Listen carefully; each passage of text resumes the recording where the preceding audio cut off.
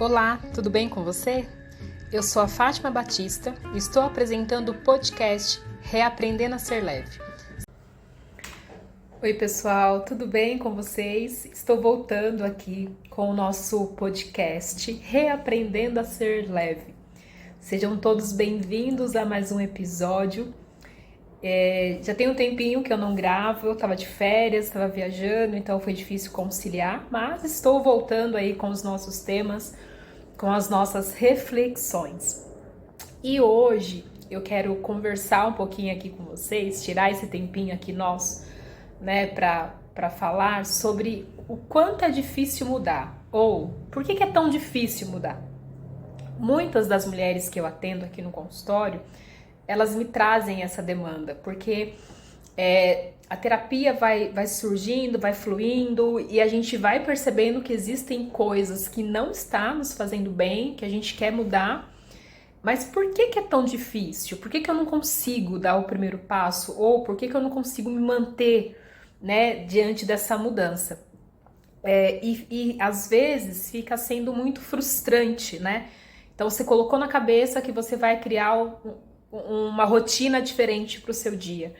E aí você consegue fazer, sei lá, uma semana, duas, de repente você volta àquele estado anterior. E o quanto isso é frustrante.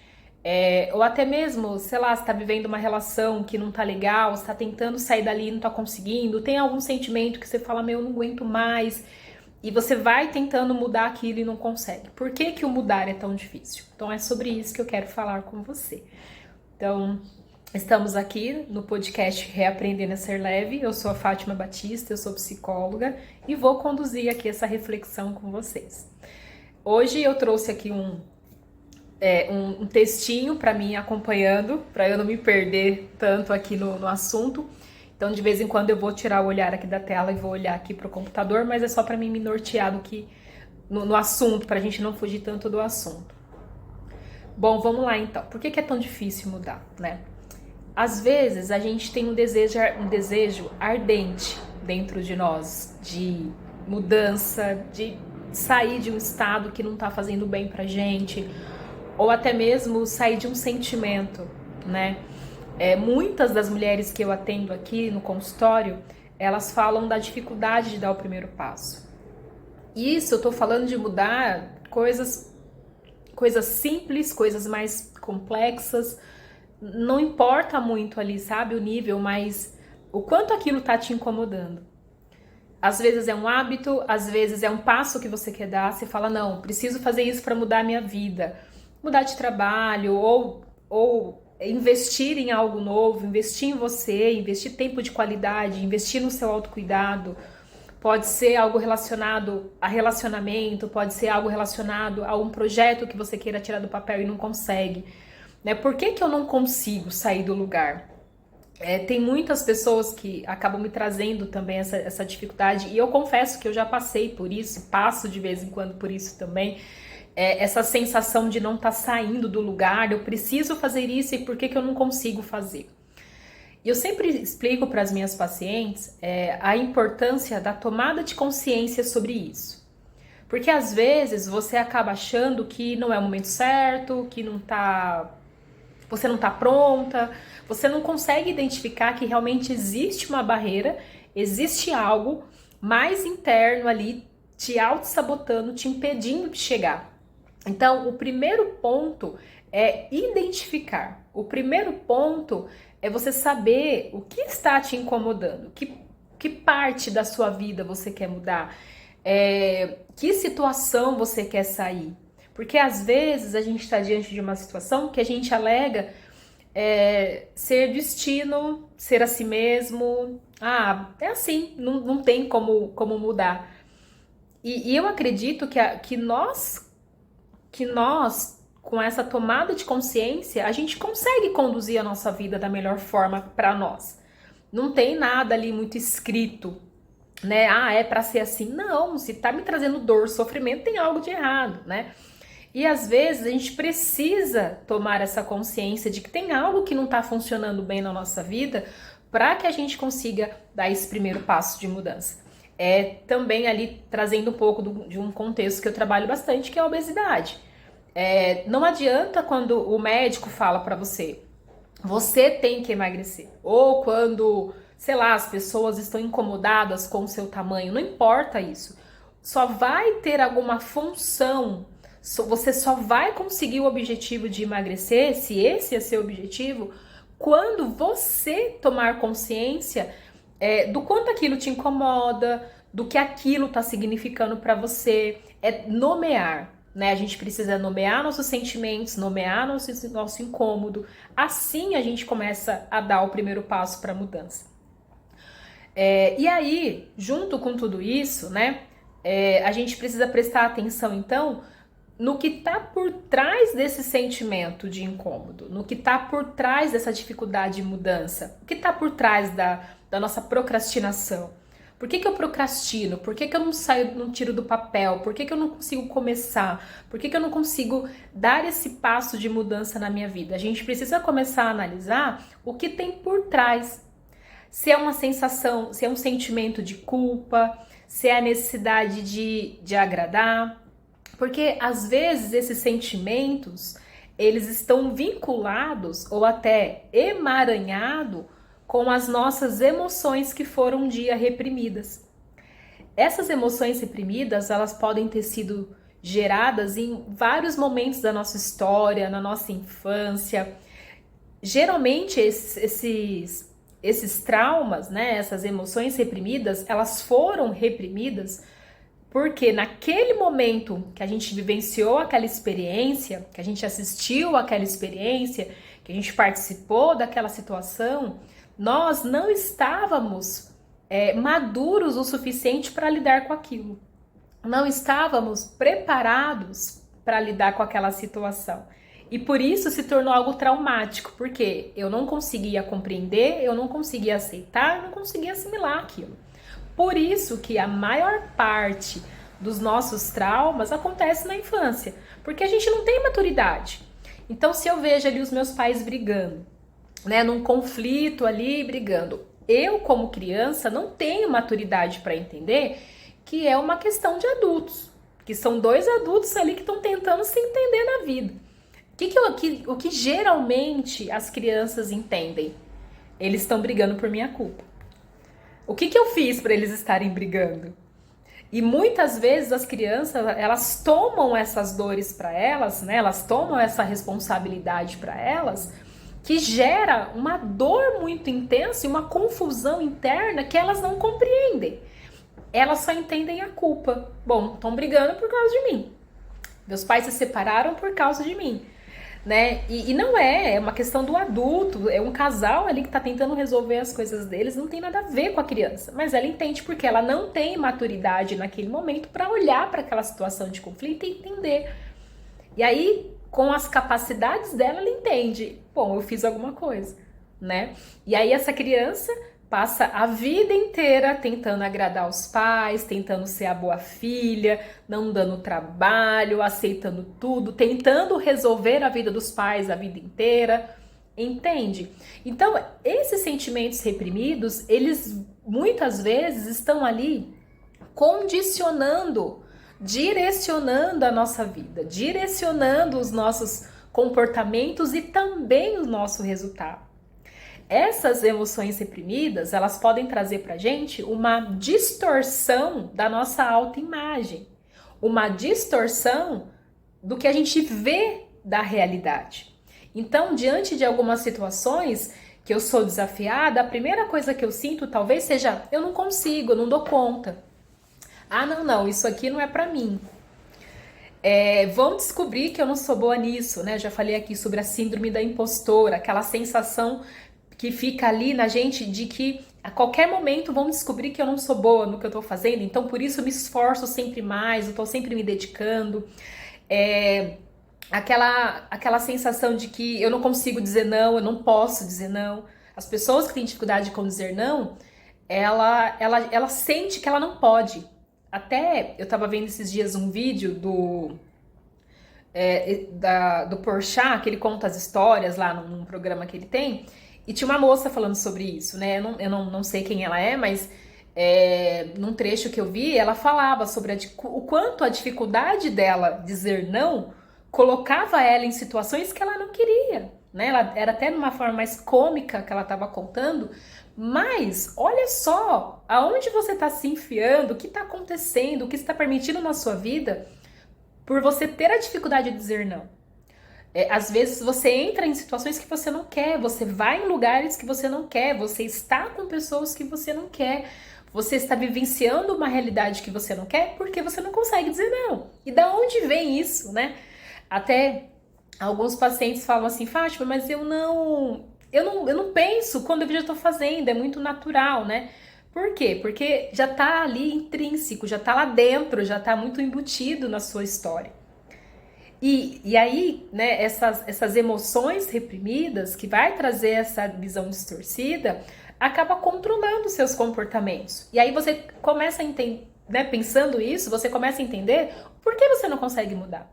O que está atrapalhando a sua tomada de decisão, o seu dar um passo, o seu começar de novo, o seu deixar para trás algumas coisas e começar novos hábitos, começar uma nova história, um novo trabalho, até mesmo começar a ser uma pessoa diferente, porque essa pessoa que está sendo hoje não está sendo bom, não tá sendo saudável para você, né? E é a terapia que nos ajuda a acessar essas camadas, né? A terapia nos permite aprender a lidar com aquilo que naquele momento era difícil.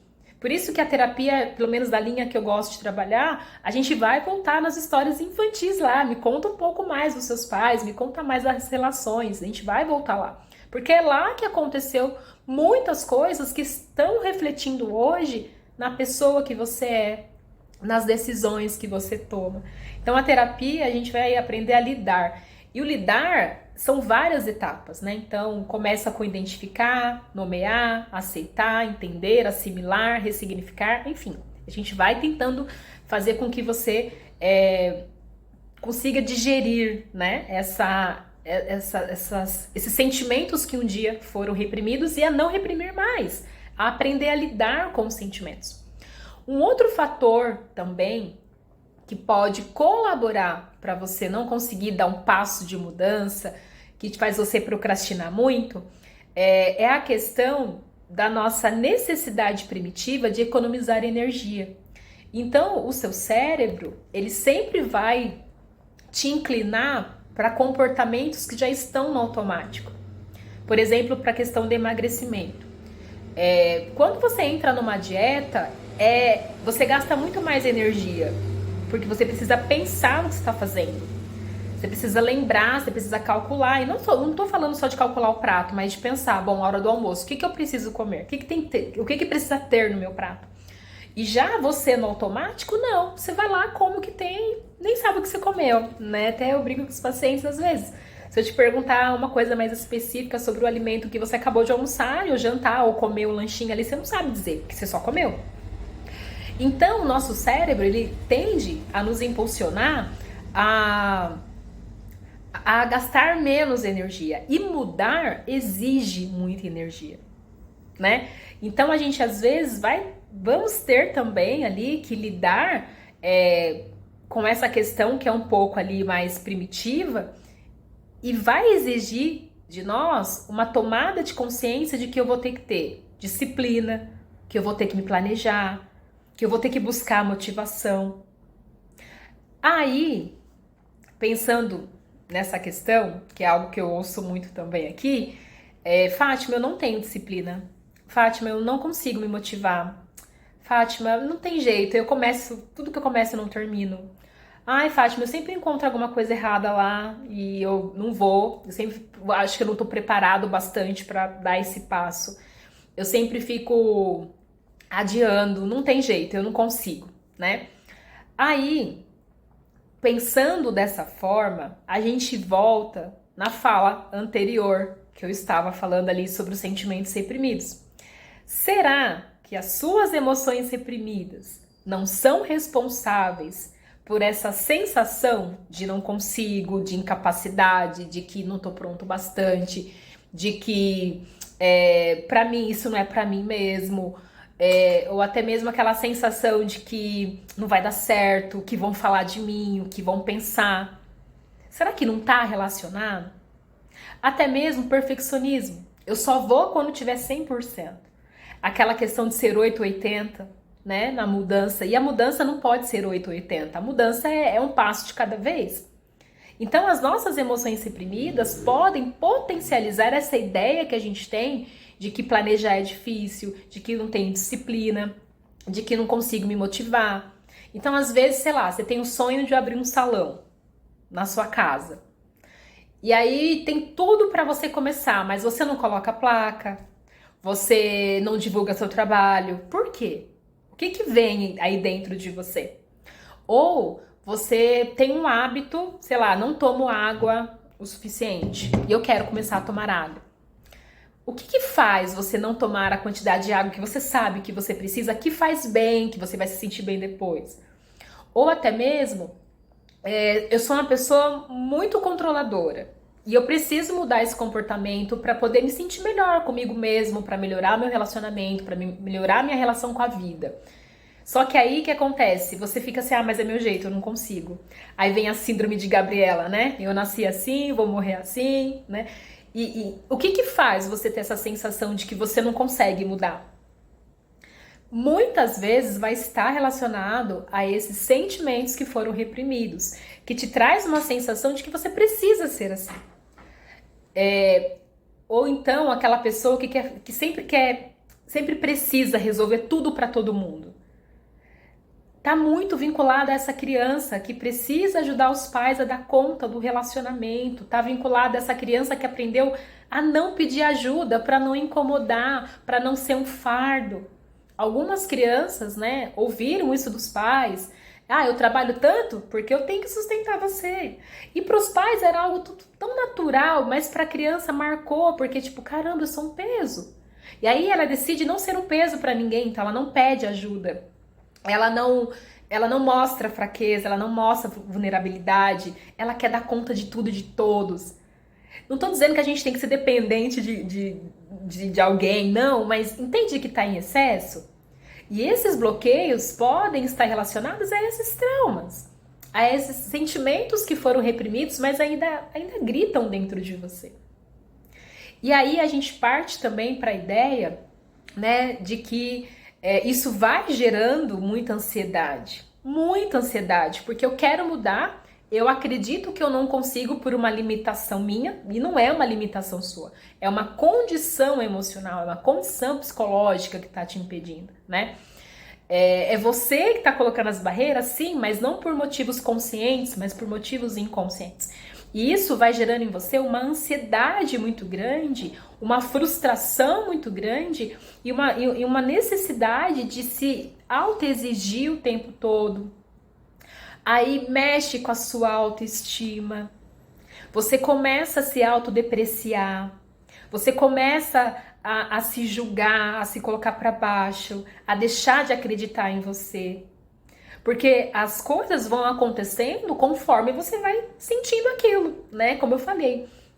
Enquanto você, né, o Jung fala disso, né? Enquanto você não traz do inconsciente para a consciência, enquanto você não faz esse movimento, você vai vivendo a vida achando que aquilo que está te acontecendo é destino. E não é, não precisa ser dessa forma. E aí, às vezes, o que eu percebo também é que a gente começa a buscar não o nosso eu real, mas o nosso eu ideal. Você cria a ideia. Então, vamos falar do exercício, que é mais fácil para contextualizar. Então, digamos que eu quero inserir exercício na minha rotina. Então, se eu não acordar às 5 horas da manhã, correr 4 quilômetros, comer, sei lá, um mingau de aveia e 7 horas da manhã tá pronta para trabalhar, não tá bom. Então, eu nem vou. Né? Então fica muito nesse perfeccionismo, nesse 880, né? Nessa autoexigência. Não, eu preciso trabalhar, sei lá, 14 horas para que eu seja produtiva. E às vezes não precisa de tudo isso. Eu tenho que ser boa dona de casa, boa esposa, boa mãe, trabalhar super bem, dar conta de tudo, porque senão eu vou ser abandonada, porque senão não vou ser amada, senão não vou ser respeitada. Então a gente começa a se autoexigir e é claro que a mente não aguenta. É claro que o corpo cansa. É claro que você vai sentindo aquele esgotamento mental, esgotamento físico, porque você está se auto-exigindo algo que não é do seu eu real. Quem é o seu eu real? A gente às vezes fica, até por essa confusão emocional que a gente está vivendo, a gente começa a buscar um eu ideal. Qual que é o eu ideal também que eu vejo? Aquele eu ideal que a gente vê nas redes sociais. Aquela supermãe que dá conta dos 3 filhos, dos gêmeos e nanã, ainda tá linda e bela para postar a foto. Não seja ruim essa mulher ser assim, não. Cada um tem a sua a forma de lidar, mas você começa a buscar um eu ideal que não cabe na sua rotina, que não cabe nas suas vivências. E aí você vai negligenciando o seu eu real. E essa idealização do eu, que é aquela pessoa que precisa agradar todo mundo, que é aquela pessoa que não pode errar nunca, que é aquela pessoa que coloca as suas prioridades, a sua felicidade em segundo plano, porque entende que tem que cuidar de todo mundo o tempo todo. Essa idealização, né, do eu vai trazendo uma sensação de insuficiência, porque você não consegue fazer tudo isso, porque você não é isso. E tá tudo bem, porque ninguém é esse perfeito, não existe. Na verdade, a gente precisa entender que somos perfeitamente imperfeitos. Eu adoro essa frase. Perfeitamente imperfeitos, é quem somos. E aí a gente começa a se pegar se comparando. Ah, mas fulano faz isso e por isso que eu não faço, não sou igual, né? Aí vem a frustração. Porque assim, até depois eu quero fazer um vídeo sobre isso. Não tem problema nenhum você ter pessoas que te inspiram, mas não se comparar. Eu também eu tenho várias pessoas que pra mim são inspirações, mulheres que trabalham também com autoconhecimento. Eu tenho elas realmente como uma inspiração. Puta, que legal, né? Ah, ela fez tal curso. Nossa, interessante, eu não tinha pensado. Vou dar uma lida sobre isso. Vou estudar sobre isso também, porque eu acho que é legal pra mim. Mas não que eu vou me comparar a minha jornada com a jornada delas. Não tem como. A minha jornada é a minha jornada. O jeito que eu falo é o jeito que eu falo. Eu não posso falar, não, mas a outra psicóloga lá que fala sobre isso, ela tem todo um jeito, ela não mexe tanta mão, ela tem uma pose pra... Não, eu sou a Fátima. Né? Eu sou a Fátima. Então, assim, eu posso me inspirar em grandes nomes, em pessoas que eu admiro, professores que eu admiro. Eu posso, mas eu preciso entender que a minha jornada é minha. Então, se eu não tomo consciência do meu eu real, eu começo a buscar esse eu ideal que me deixa muito mais frustrado, porque não sou eu, não sou eu. Não tem problema que o outro é, mas eu não sou assim. É claro, né, que todos nós temos pontos para melhorar, para evoluir. Mas essa jornada de melhora, de evolução, ela precisa acontecer a partir do momento que você reconhece quem é você hoje. Então, se você não consegue identificar, reconhecer a sua beleza, seus pontos fortes, reconhecer os seus pontos fracos, reconhecer as suas qualidades, enfim, enquanto você não conseguir reconhecer em que estado você está agora, você não consegue evoluir. Você não consegue melhorar. Você vai continuar procrastinando, porque é um objetivo muito longe, você não sabe nem o que você tem agora. Você vai acabar desistindo. Porque a gente só consegue mudar, a gente só consegue cuidar de algo, a gente só consegue amar, amadurecer algo quando nós nos aceitamos perfeito e completamente. Precisamos aprender a nos aceitar. Quem a Fátima é? Quem é o meu eu real? E eu pergunto pra você agora, até se você puder, para o vídeo agora e pensa um pouco. Quem é o seu eu real? Quem é você? Qualidades, defeitos, potencialidades, gostos, imperfeições, perfeições. Quem é você? sem os rótulos. Fora ser mãe, ser esposa, a profissão que você faz. Quem é você? Não o que você faz, quem é você? Para o vídeo agora e pensa nessa resposta. E hoje eu te convido a dedicar tempo ao seu relacionamento consigo mesmo. Eu te convido nesse vídeo, nesse podcast, nesse episódio de hoje, a você buscar um olhar gentil para consigo.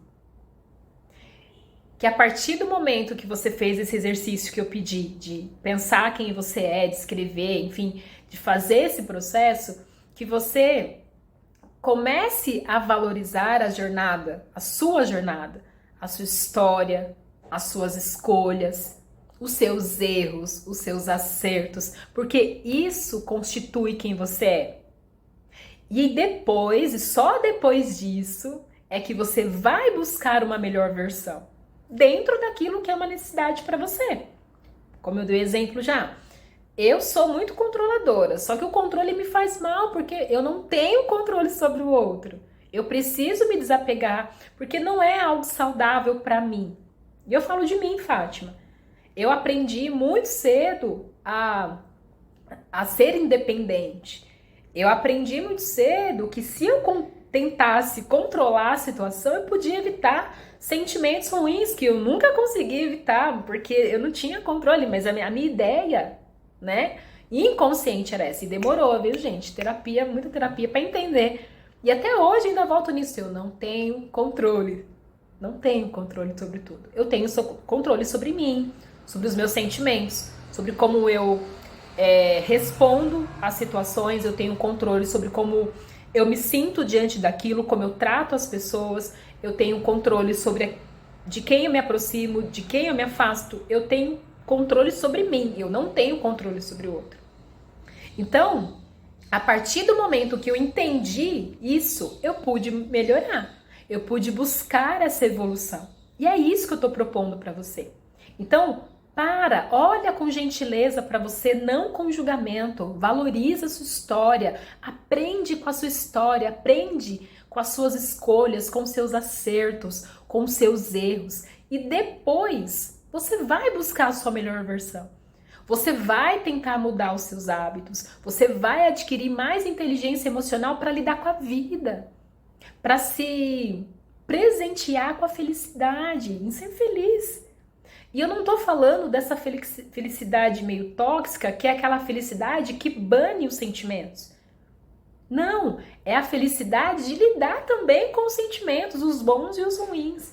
Saber que a vida é essa instabilidade, sim. Dias bons, dias ruins. A vida é assim, não é linear. E a partir do momento que você começa a aprender a lidar com seus sentimentos, a reconhecer quem você é, a ter inteligência para lidar com a vida, você vai perceber o quanto isso vai te encorajar a sair da zona de conforto, a discernir até quando você precisa ficar na zona de conforto, porque às vezes a gente precisa ficar um pouquinho na zona de conforto também.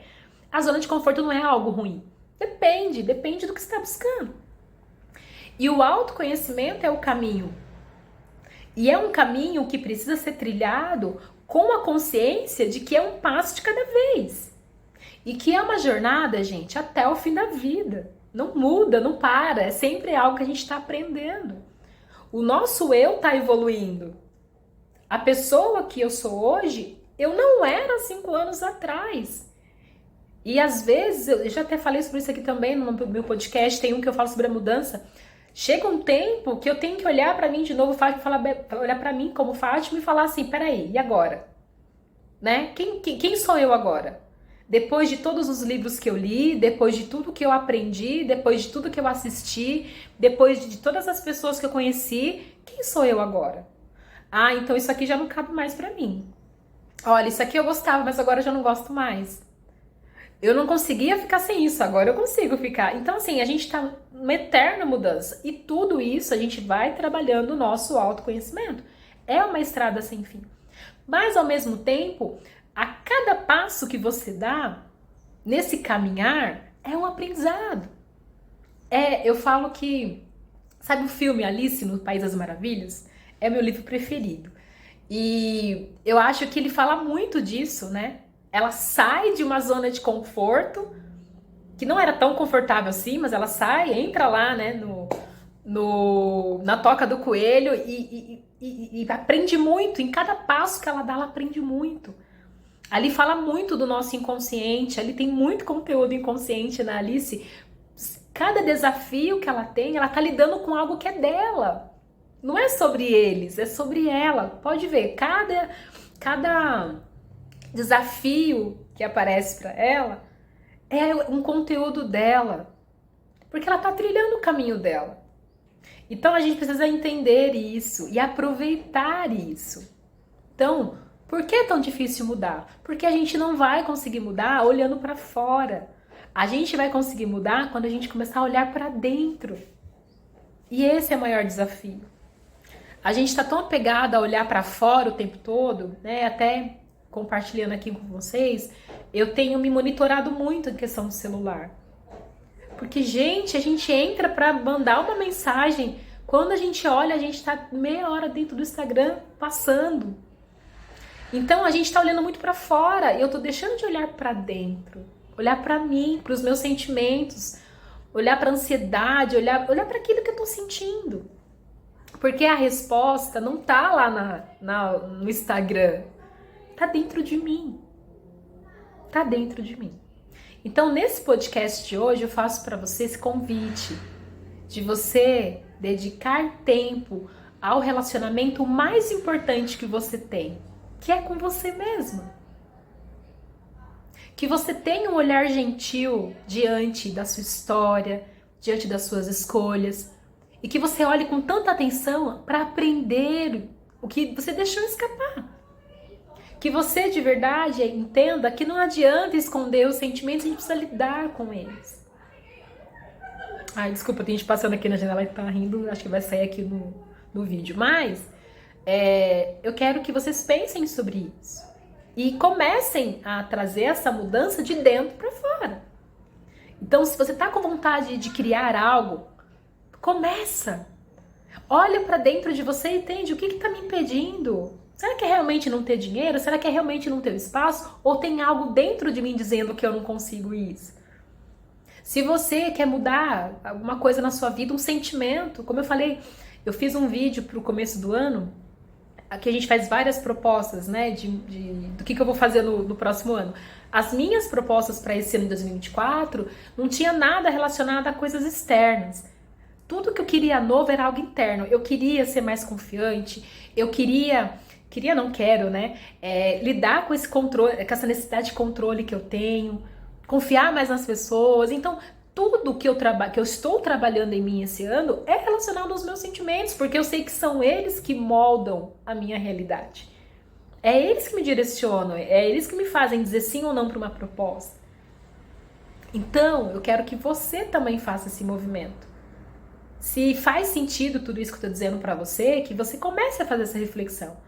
O que está te impedindo de mudar? Será que realmente é porque a academia é muito longe? Ou é porque você ainda não conseguiu entender a importância do autocuidado? Você consegue cuidar de todo mundo, mas quando é você, você não tem tempo. Se tem alguma relação que você está vivenciando que não está te fazendo bem, mas você não consegue sair, porque você acha que é difícil, porque você acha que sozinha você não vai dar conta, olha para dentro de você e veja se não é esse conteúdo que foi reprimido, essa criança ferida que está dizendo para você que não dá, sozinha a gente não consegue. Pensa. E entenda que não, que a mulher de hoje consegue lidar, que é o que a gente faz na terapia. A gente olha para trás, mas não mais com um olhar infantil, mas com um olhar de adulto que aprendeu a lição e fala, opa, agora eu sei lidar com isso aqui.